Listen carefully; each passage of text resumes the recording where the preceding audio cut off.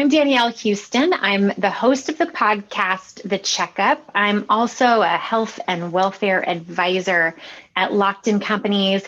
And today I have another episode that we can file into the category of helping employees and helping each other through a time that we are all exploring and learning together. I'm going to title this episode, Navigating the Collide of Work and Home. I think it's super appropriate, all considering. My guest today is near and dear to my heart. His name is Sean Bell. We go back a little ways. Back in the early 2000s, we were both at this pioneering startup company called Free and Clear. Our focus was tobacco cessation in this space of wellness that, we knew there was a lot of important work that could be done with some really great health outcomes for people. And it's been fun to watch Sean's progression, I would call it, through a wellness industry of being first at a place where we only looked at tobacco cessation as this wellness. It was very siloed across the industry in the early 2000s. And, going from that place then to another organization that looked at wellness, but really tailored to the individual, to today being the chief operating officer at Aduro, where they're looking at well-being, the whole employee wellness. We have all figured out that wellness is not one size fits all. It can't be compartmentalized to just tobacco or just weight. There's so much more to us. And Sean and his company are doing just that. And he's going to talk with us today about how they're helping employers navigate and help the whole employee through this. So Sean, welcome. Thank you. It's good to see you, and congrats on your work at Locked In. It's been a while. If I recall, and correct me if I'm wrong, but if I recall, we handed over to you launching our entire mid-market strategy for tobacco cessation, and you were like person number one at that job and really took it to a huge level of success. Thank you. Yeah, yes. And wellness has always been near and dear to my heart, like very much like you, when you work in this space that toggles with healthcare and you see some of the worst things that can happen with people when they don't take good care of themselves. It's really sparked something in me to help at a different stage. And I know that same thing is true for you, because since Free and Clear, you have gone in really to each organization that's very much in a startup, visionary kind of a role, and trying to take a really compelling, needed idea and put legs on it and bring something to life. So what do you bring into life at Aduro?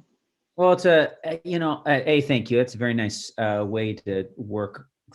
Describe what I do. I think at some level, I've been able to take joy out of essentially standing on the shoulders of some amazingly smart people and teammates. And in many cases, what I sort of focus my personal efforts on is what I call trying to find the scale function to the value prop, really trying to think through like, okay, this is an amazing value proposition that you've put on the table. How do we get this to thousands, to tens of thousands, to hundreds of thousands, and ultimately, can we get it to millions? And what would that look like? And so for me, at Aduro, Aduro being the company that really, when I finished up work I was doing at the last company I was at, which was in the personalized medicine and genetics space, sort of precision medicine space, very exciting and interesting science. I was really trying to think through, okay, what is the next opportunity? And as I started looking at what we learned at my last company, Airvale, was that so much of people's health and well-being had a lot more to do with other things than their health and well-being. It had to do with their social relationships. It had to do with their financial stability. It had to do with a whole host of things that traditionally don't fall in or are siloed in other areas. Oh, you're having financial problems? You go talk to a financial planner. Or you're having a problem in your relationship with your spouse? You go talk to a mental health care provider. But when you're looking at people's elements of like what makes them healthy and well, and you're not considering those impacts in real time and using them as context to the problem you're trying to solve around health and well-being, you're missing the bigger picture. And what I saw at Aduro was an organization that was working with large employers across the country and had framed up the problem that ultimately, if you wanted to understand performance in the workplace, you had to actually look at someone's well-being and look at sort of 6 different interrelated aspects of life, thinking through things such as, their personal views of contribution and personal development, like where do they want to give and how do they want to give, mindset and resilience. How do we actually develop the tools and then be able to demonstrate resilience in a workplace, particularly when there's externalities? Thinking through things like your finances and prosperity. What does that look for you? And so Aduro has sort of mapped these elements out, and I was really intrigued with how would you take and build a scale function around that. They've been incredibly successful at getting to a certain size, and I came in to partner with that executive team to say, where do we go from here? And that's been the exciting journey we've been on for the past a little over a year and a half.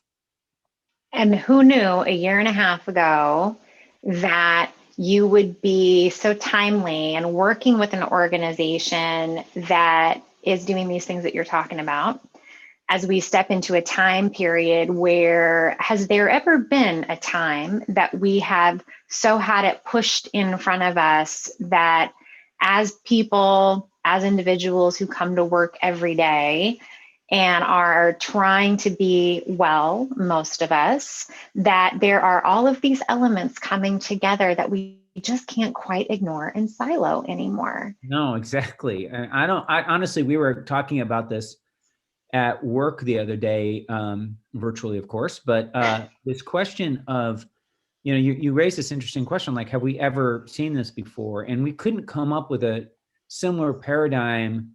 1918 wasn't a great example because of, people were much more siloed in their work and home lives. Like there was a huge distinct break between the two.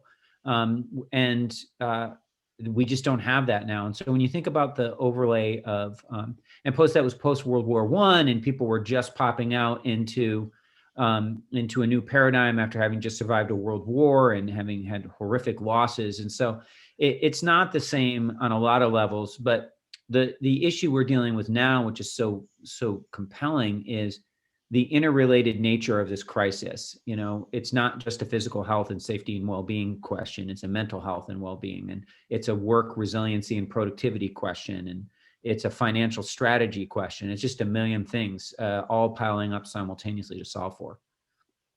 Yeah.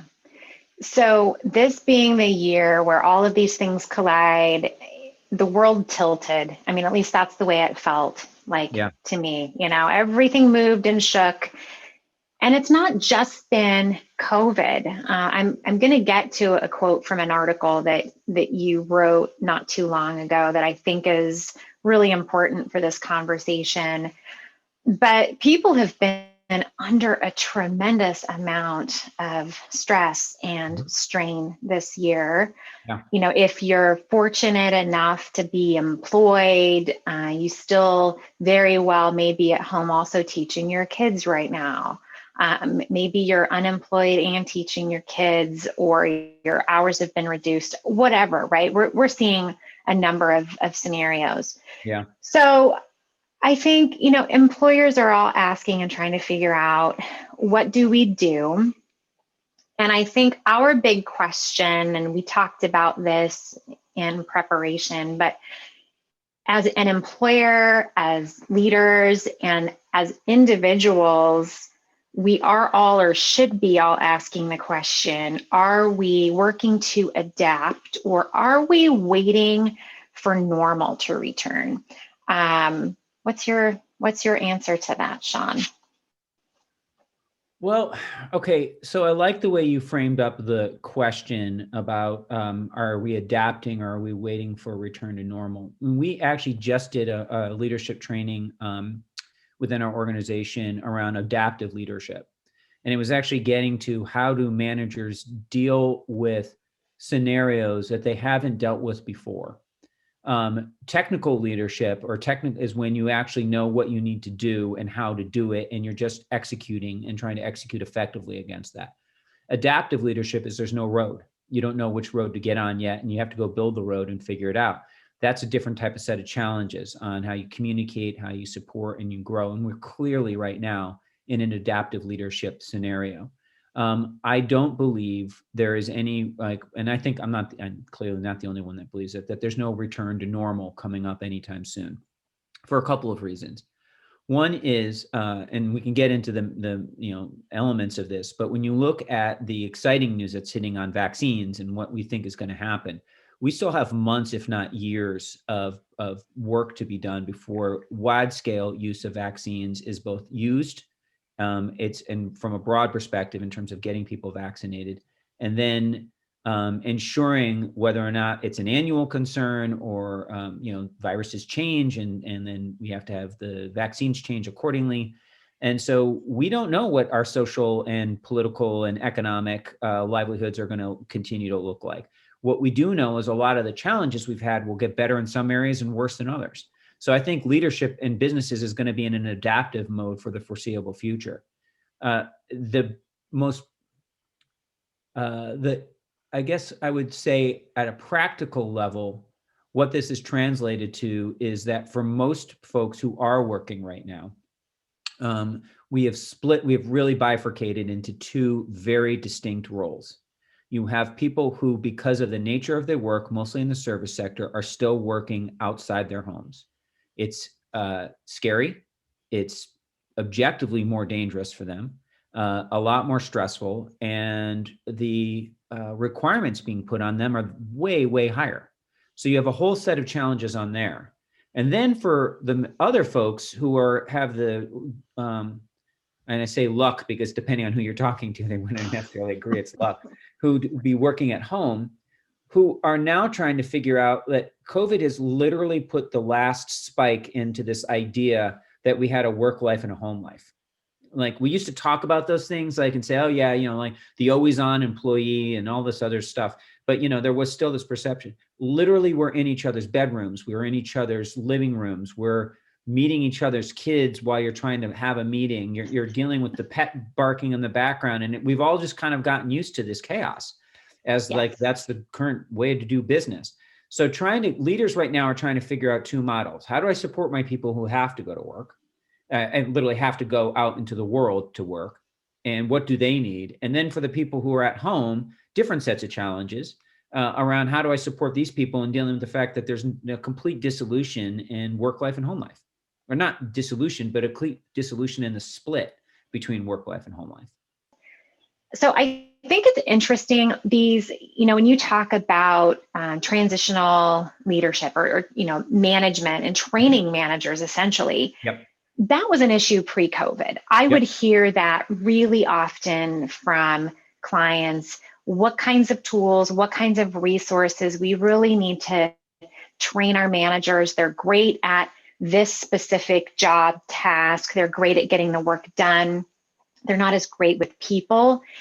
And here we are in a space where Julie Casper, who's a locked-in person, she and I did a podcast a couple of weeks ago around a similar topic. But, we're asking and we need managers to bring humanity to work or, in this virtual space. But it's challenging to do that. What's your advice to employers who are thinking about or struggling with how to teach their managers this art and science of working with people, being good people managers? I'm curious, when you and Julie were talking about bringing this idea of bringing humanity back into the workplace, what did it mean to you two when you talked about, what did you mean by humanity? More kindness, more empathy, more thoughtfulness in, engaging and touching? How did you guys sort of think about it? A combination of all of those things, but truly, when I think of bringing humanity into work, I think there are a lot of managers who are really concerned about crossing lines that seem personal. Yeah. It's one thing for me to say, hey, Sean, you did a great job with that project, or can I help you with something that's connected to that project? But it feels different, and I worry about, am I infringing on your personal space to say, Sean, how's your family? Mhm. How are you managing with this thing? How can I support you putting work aside? And Yeah. that's where I think, I think there's a great need for managers and people probably at all levels to be doing that, but it feels tricky. So what do you Okay. think? Well, I got a lot of opinions on this, so I'm going to try to answer this. Go for it. I'm going to try to answer this succinctly, which if you talk to anybody who knows me, they will laugh at that because Yeah, I'm the just opposite go for it. at times. So first and foremost is managers in leadership in organizations frequently confuse culture and process.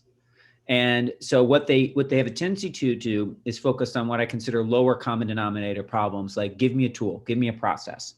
I need a training for my managers on X, without really understanding whether or not the culture that they've built and the values that they're showing in the workplace actually align to make those tools effective or not.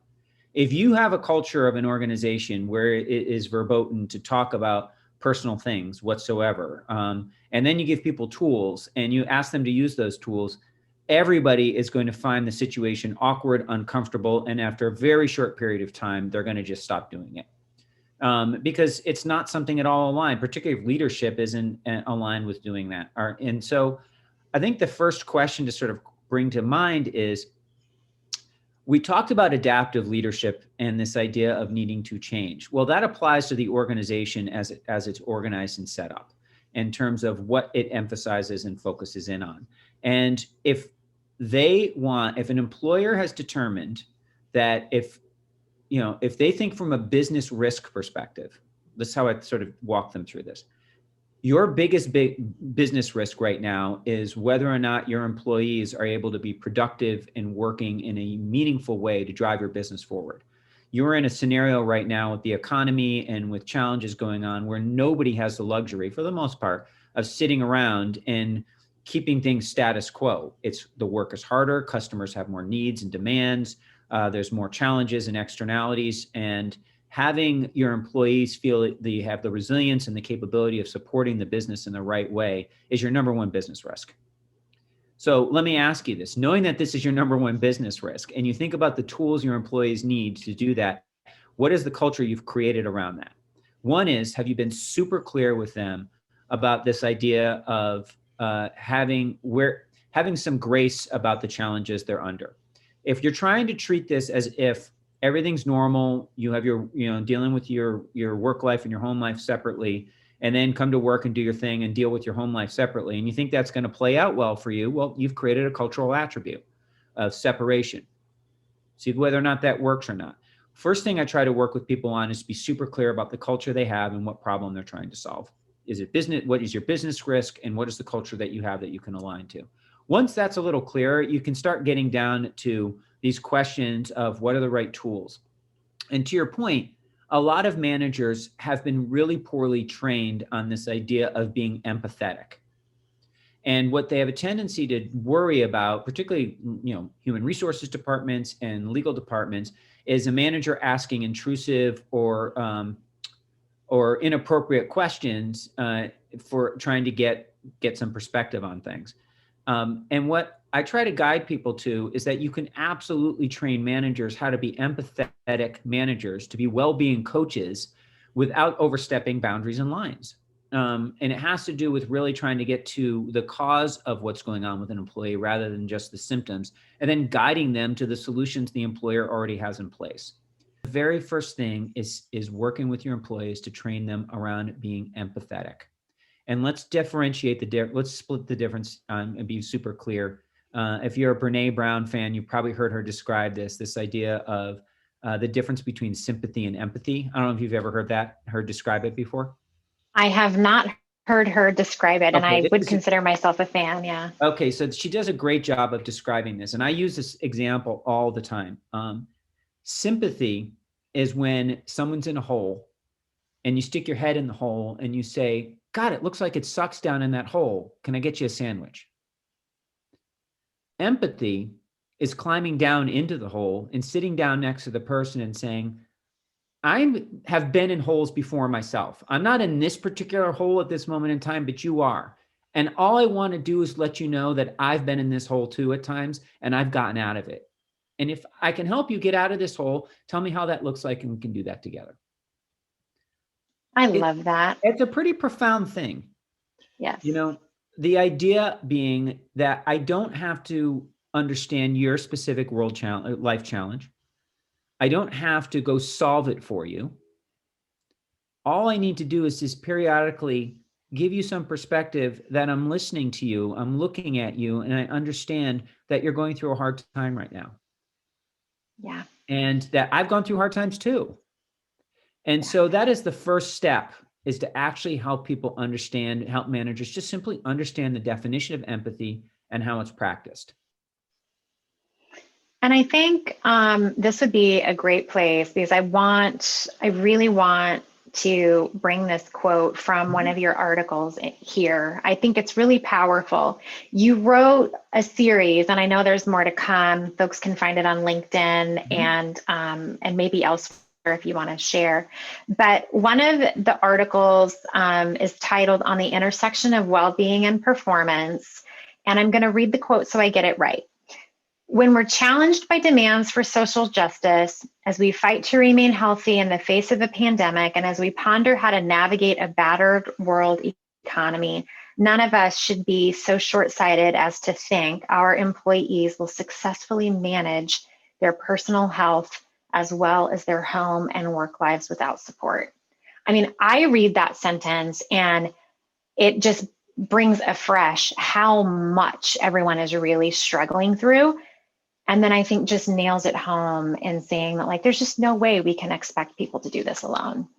Yeah. And, you know, this gets to this cultural question too, which is many cultures have tried to create this idea of the wounded warrior.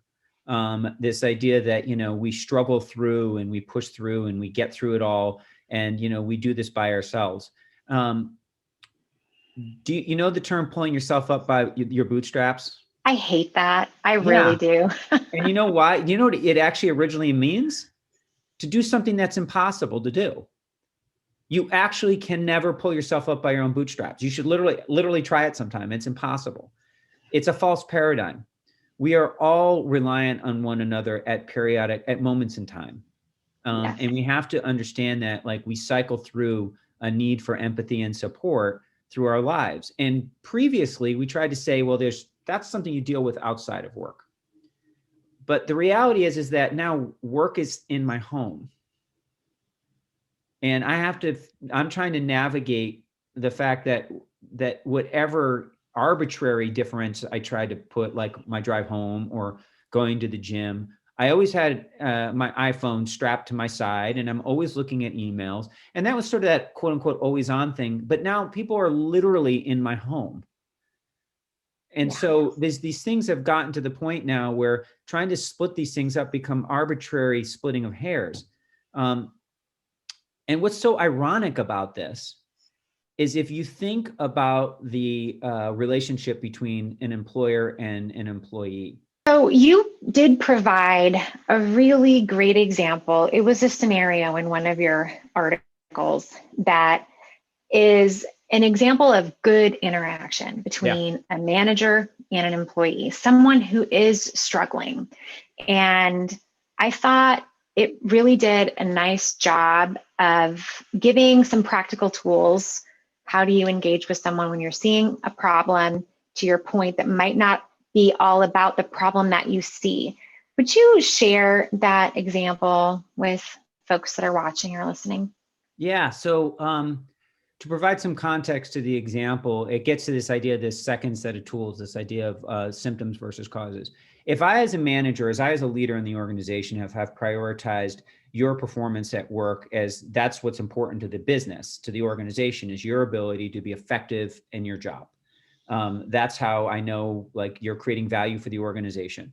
The organization is then trying to also figure out how to create value for you. And we talked about that's, you know, compensation, but it's also recognizing where you are in that moment of time and providing some level of empathy and support. And so when you see an employee who's not performing, the majority of managers have been trained to go after the symptom. Like, okay, this person isn't doing A, they're supposed to be doing A. I'm going to tell them they need to do A, and I'm going to measure A. And if A doesn't get better, I'm going to put them on a PIP. And after some period of time, I'm going to move them out if they don't improve. But for Aduro's like approach and thinking on how we work with our clients is to ask the question is like, why is A happening? And a lot of times people don't go that far down, and particularly they get caught up in what I would consider to be they're seeing certain tactical or transactional things, and they're thinking that's the cause. So the example I gave was a pretty simple one, but it crystallized the issue. You can imagine I'm having a conversation with one of my folks, and I say to them, hey, I just got some feedback from some other members of the team that you were really kind of nasty on the phone. Like you were sort of attacking people's perspectives. You were not really providing much feedback, and people felt like you weren't really working to solve the problem. You were more just like kind of being a jerk on the call, on the Zoom with them. So what's going on with that? And that person might say, maybe they're going to be a little vulnerable, and they're going to say, hey, I'm sorry, I've actually had a really tough day today.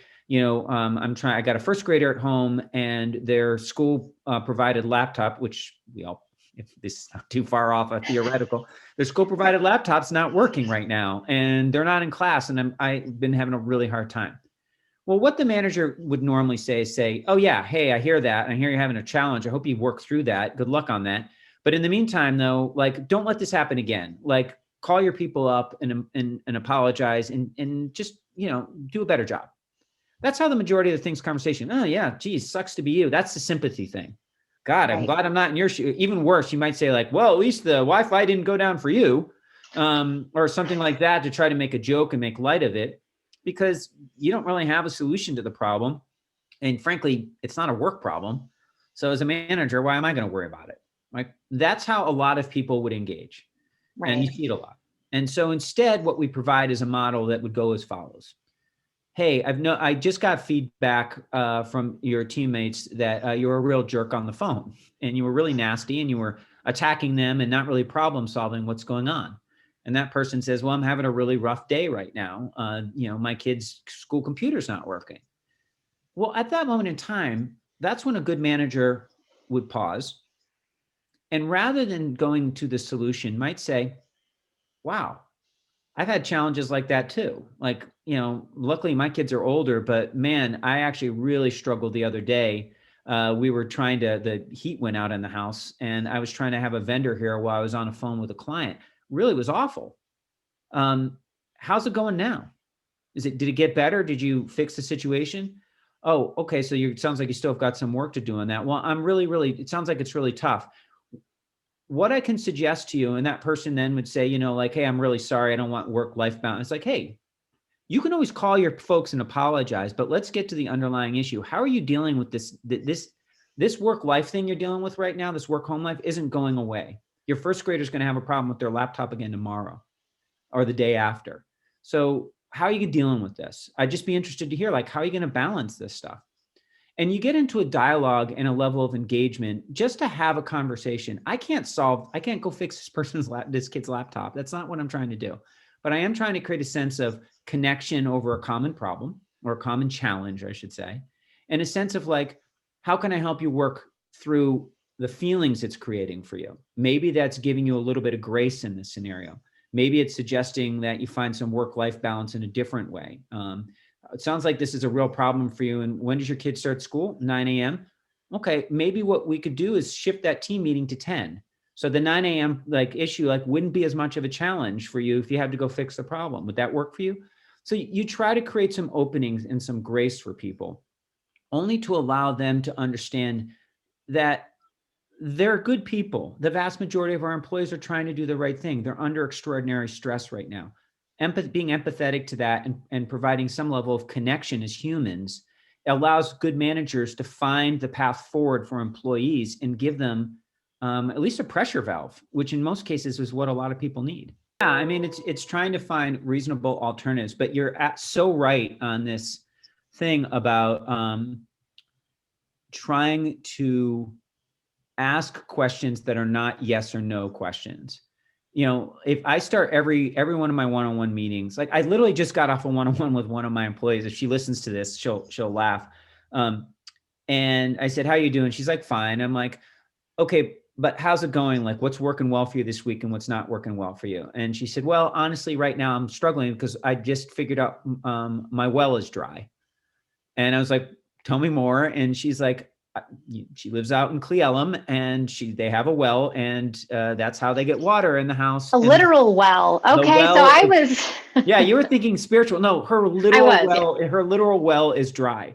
So she doesn't have much water coming into the house right now. So just think about the stress that's putting on yourself, like can't take a shower, can't do laundry. And her spouse travels. And so she's working through this by herself right now and trying to figure out a solution. We spent a few minutes talking about that. We laughed about some things. We talked about it. I can't go drill a well. It's not in my skill set. Can't solve that for her. That she wasn't looking for me to solve the problem, but just giving a chance to ask a few questions and get out of it. And you're absolutely right. Some of the most basic things, everyone has a tendency to be like, oh, we need this fancy structure. We need these fancy tools. Some of it is just basic empathy and asking questions. And I want to add a little caveat to this. Aduro works with all sorts of employers and we work with all sorts of employees. And we have lots of employees who are neurodiverse and don't necessarily always demonstrate empathy. That's not an easy thing for people to do all the time. They're not always comfortable with it, or they don't think that way.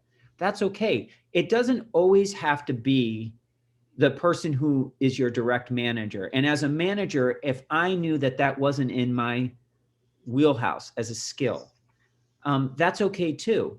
I need to then make sure my employees have a network of people that they can connect with.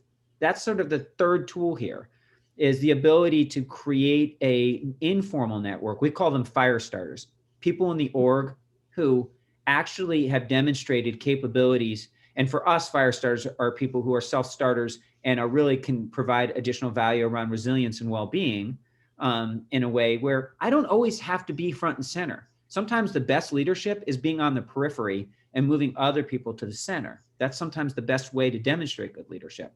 So I don't always think about it as like, oh, every one of our managers needs to be great empathy leader and understand this. And they've all read Brené Brown and they're great at this. No, that's okay. But as a manager, recognizing where you're strong and where you're weak and covering for your weaknesses is a good thing. And Sean, I love the concept of a fire starter. Yeah. I think it's a beautiful element to one of the steps that we're talking about in the toolbox. Yeah. Can we all be a fire starter? That's a really good question. And here's how I think about it. Each of us at an employer brings something to the game. Otherwise, I would assume we wouldn't be there. Or we wouldn't be staying there. We have a tendency in management and leadership to try to put leaders in boxes, like this is what defines a leader and this is what defines a leader.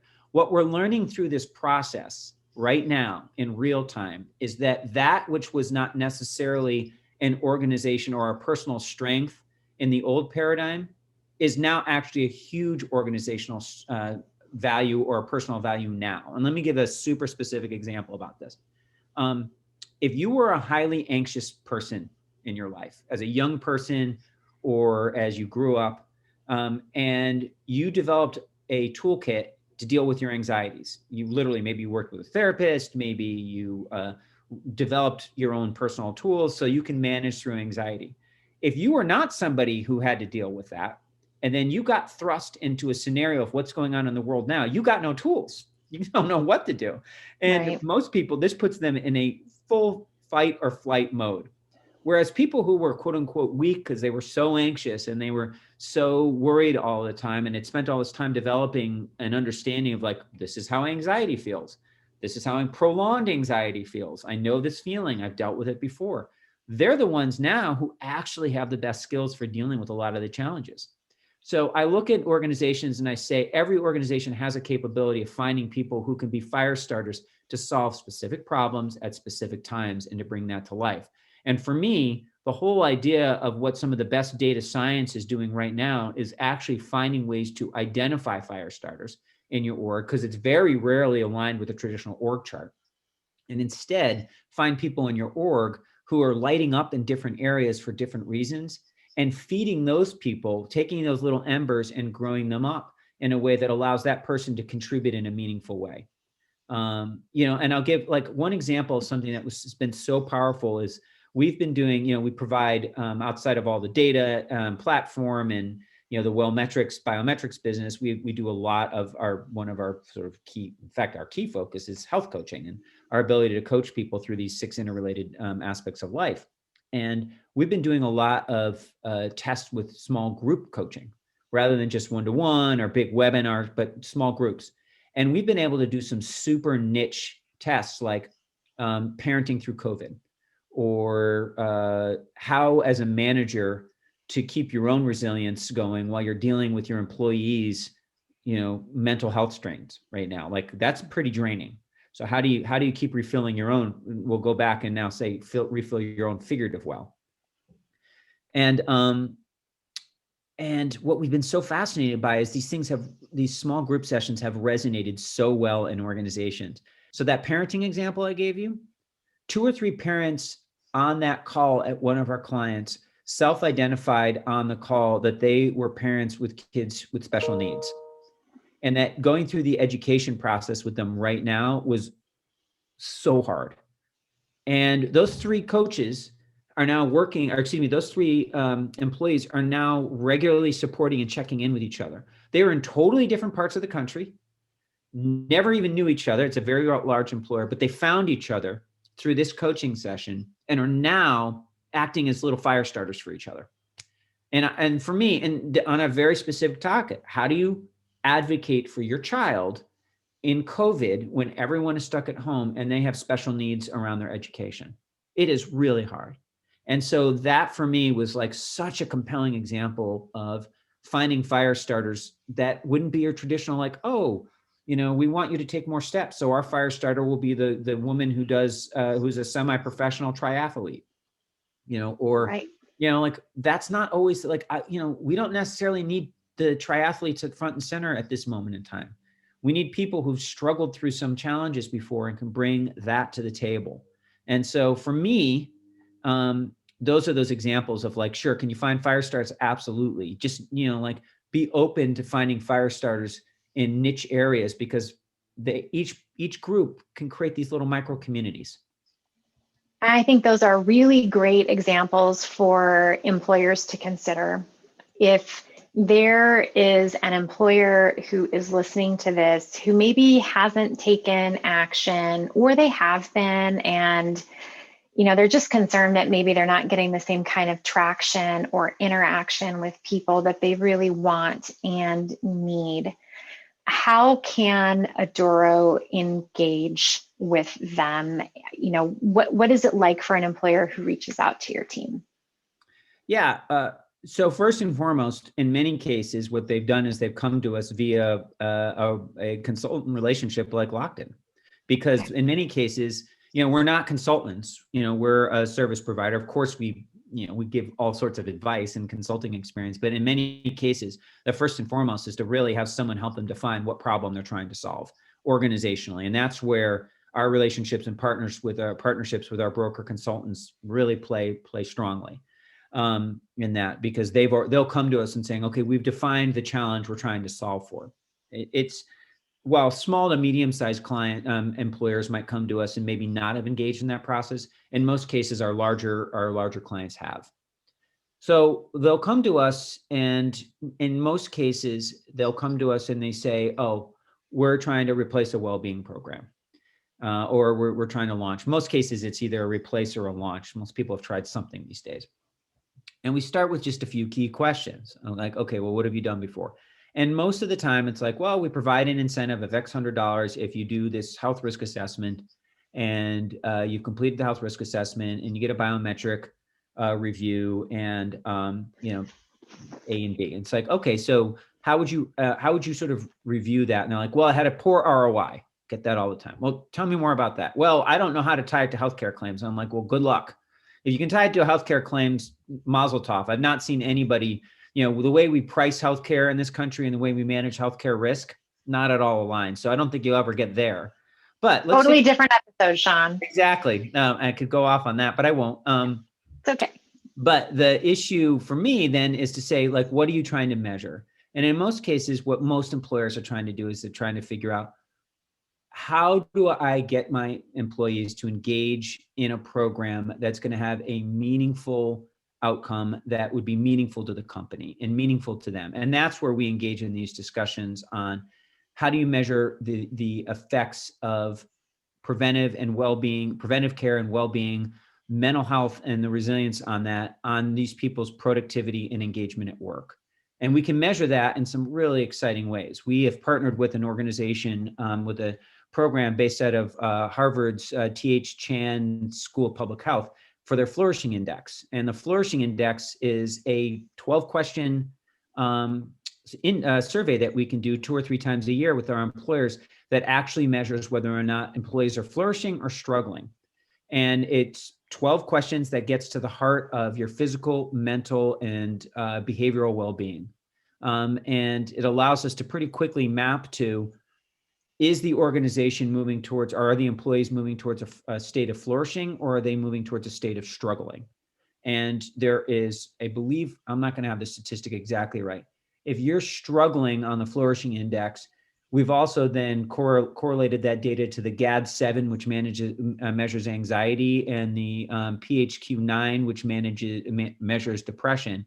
And you're 2 to 3 times more likely to be in a state of moderate to serious depression and moderate to serious anxiety if you are a struggler on the flourishing index versus a flourisher on the flourishing index. So we've created some different ways to actually crack open that nut and really understand, like, what is the problem we're trying to solve.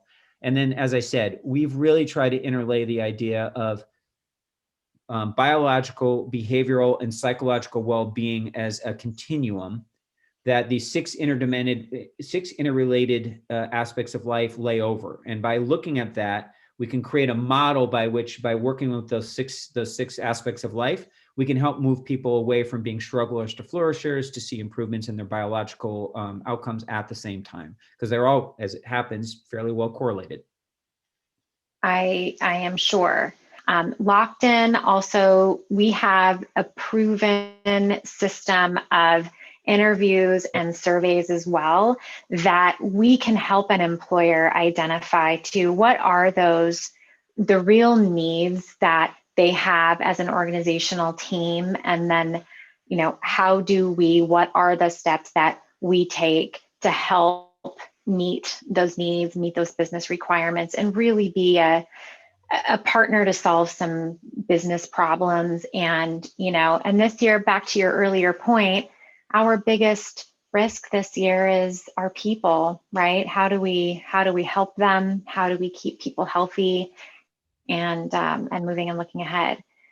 If someone wants to connect with Aduro, if they want to connect with you directly, is LinkedIn a good place to do that? Great. I use LinkedIn extensively. Anyone's welcome to email me via or connect with me on LinkedIn, and always happy to engage in a discussion and answer any questions, informally about these challenges. We're going to be going through a long period of time of change. As I said, this is going to be a change of a period of a lot of adaptive leadership. So I always tell people, I'm not sure what the road ahead is going to look like exactly, but we have some signposts that we've seen with other clients, and I'm happy to share those with you and see if it points you in the right direction. Yeah.